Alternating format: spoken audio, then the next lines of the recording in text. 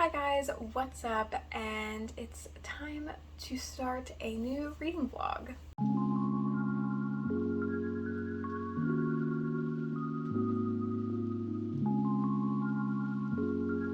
So I have not done a reading vlog in quite a while, and I kind of went through all of my books on my TBR and put them in groups of possible reading vlogs that I can do. And for this month, I am going to be reading some of my Sapphic books on my TBR. I have Last Night at the Telegraph Club and How to Find a Princess by Alyssa Cole. This one's by Melinda Lowe.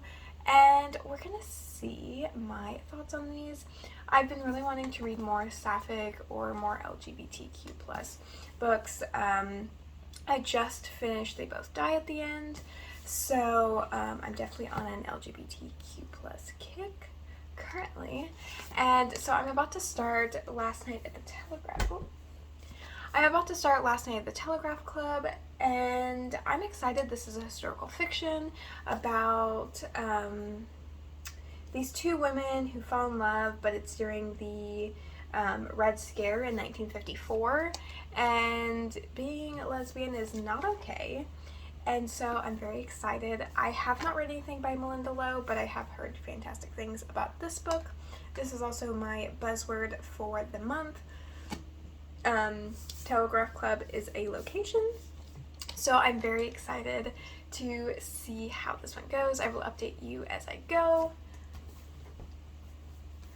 As far as How to Find a Princess, I will most likely be listening to this on audiobook throughout the week, so I'm going to try to finish these two this week. Last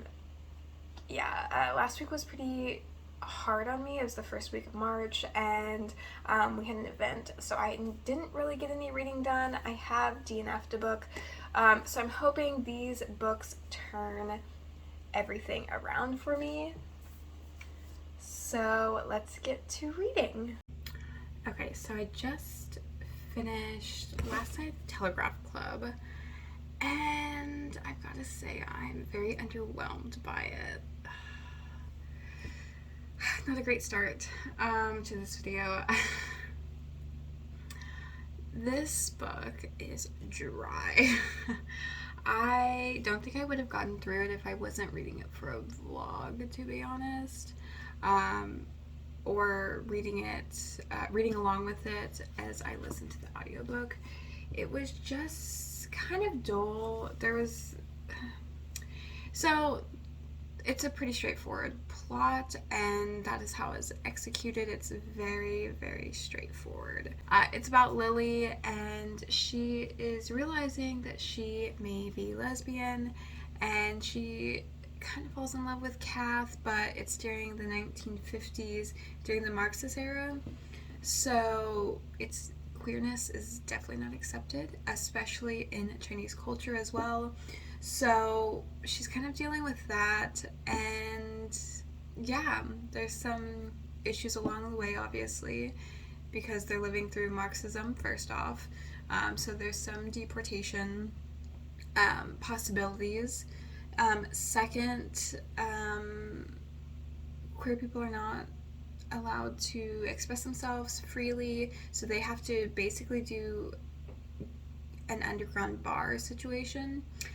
And yeah, there's not a lot to this story. There was some social commentary on queerness, so I get to look into Chinese culture a little bit, just the slightest taste of it on how their feelings about homosexuality is. There are different things in here that deal with Chinese culture, but for the most part, we only get a taste of it. We don't get to go in depth into culture, and I think that's what I was wanting as well. I was wanting a book filled with social commentary on queerness, Marxism, and just like how people perceive Chinese people within the 1950s, but that's not really what I got.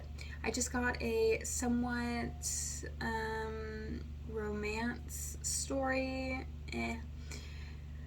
with a hint of racism and anti-LGBTQ plus, which, I mean, also expected. This is a historical fiction. That is exactly what was going on at that time.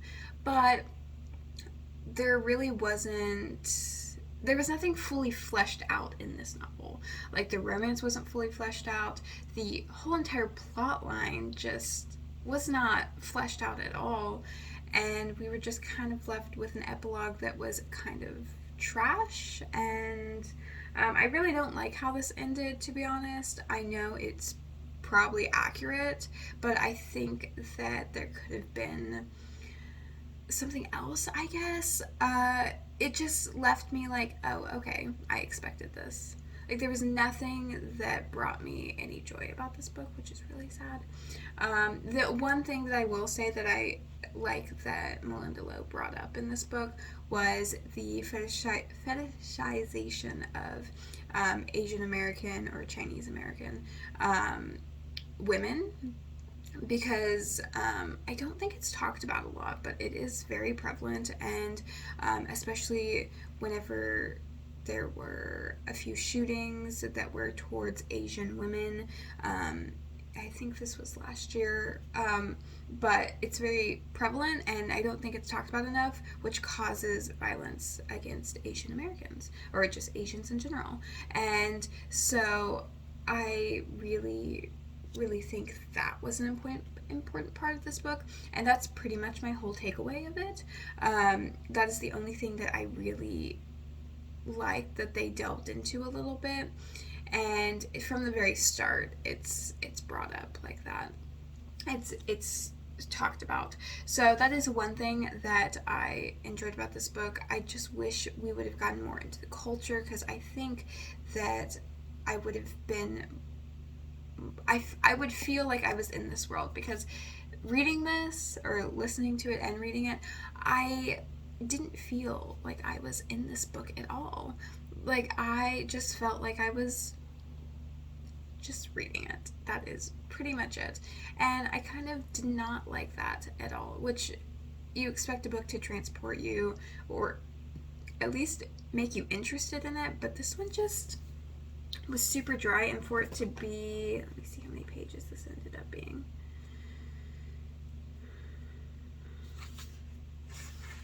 It was 395 pages, and it was so dry. So yeah, I gave it 2 stars, and I don't know who I would recommend this to be honest. If you like historical fiction, maybe, but this does not delve into any of the historical things that were going on, really. There's a timeline from time to time, but for the most part, it does not delve into Marxism like it should have. It kind of gives you the outskirts. This book, I DNF'd the book that I'm about to talk about, but I think if you like The Black Kids, which is in the backdrop of the 1990s riots, I think you would like this one. So basically, they just take this historical moment in time and just place these people in this time period. And it's not really a huge focus, I guess. It's more of these people are just living in this time period, and they do go through some of the struggles that are going on, like they have to deal with deportation, being discriminated against, all of these kind of things. But it is not about the Marxist era. Like, I would love a perspective on someone who was truly involved with the Marxism and what was going on. But we didn't. We really only got Lily's perspective and then a few of her family members, which I thought were kind of pointless. It didn't give me any insight into anything else. Like, it was just there, I guess. But yeah, I hate that I did not like this. Yeah, I am just striking out this year in books. But hopefully I will enjoy How to Find a Princess, I think that's what it's called. But yeah, the reason that I didn't update you guys on this one was because it was so dry. So I'm a little annoyed. Those are my thoughts. Okay. I will see you in the next clip. Okay, so I have finished How to Find a Princess by Alyssa Cole. Sorry I didn't do any updates while I was reading / listening to this book, but oh man, this was horrendous. I still don't have a lot to say about it because I really don't understand the point of it. But yeah, so this is about, I don't even know their names. Bez, I think this is Bez. She is looking for royalty to try and save her mother's name because her mother is thought to have killed one of the royal family members. And she is trying to find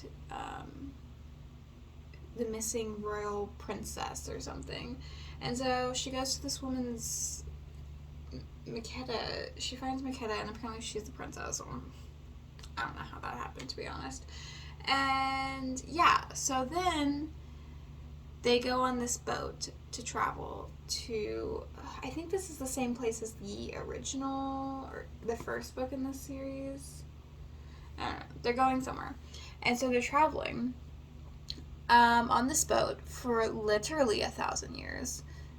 This entire book is on this stupid boat. And it is so boring. It's so boring. Oh my god, I was bored out of my mind. The only thing that stuck out to me, and it's not even a good thing that it stuck out to me, for some reason, this girl right here, Makeda, she decided that she would describe Bez's legs as tentacles, and I'm a little confused on why. So stupid. Absolutely stupid. But I have come to a consensus that I do not like Alyssa Cole's writing. I really thought that I would like this one more just because it was Sapphic, but the writing is still cringy as fuck. Like, cringe to the max. There's something so awkward about her writing, and the way she writes sexual tension and just like romance in general. Everything about it is super, super awkward. So it makes me uncomfortable and it makes me embarrassed for the characters. Like, just some of the stuff they said was so weird. And I thought in How to Catch a Queen that it was because it was a heterosexual relationship and men are sometimes that weird.